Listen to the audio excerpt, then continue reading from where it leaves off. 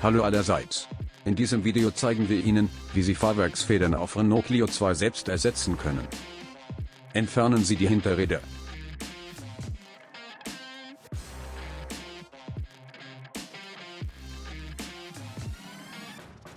Verwenden Sie hydraulische Getriebeheber. Stützen Sie den unteren Querlenker mit einem Wagenheber ab.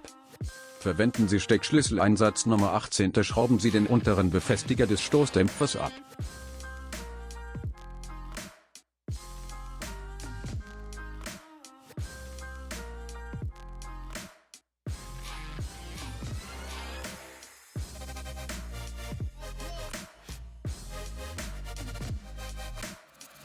Verwenden Sie Brechstange.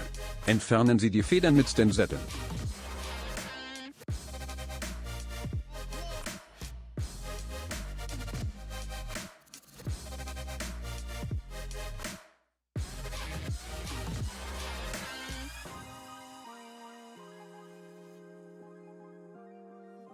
Installieren Sie die Schraubenfeder und die Sitze.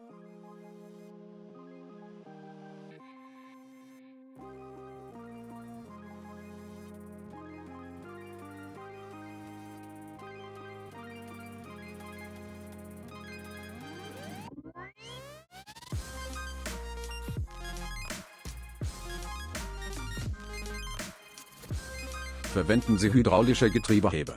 Stützen Sie den unteren Querlenker mit einem Wagenheber ab.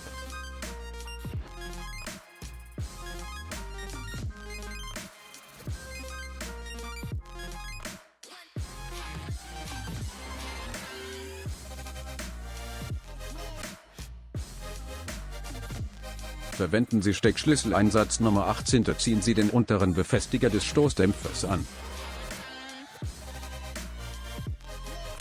Danke, dass Sie unser Tutorial angesehen haben.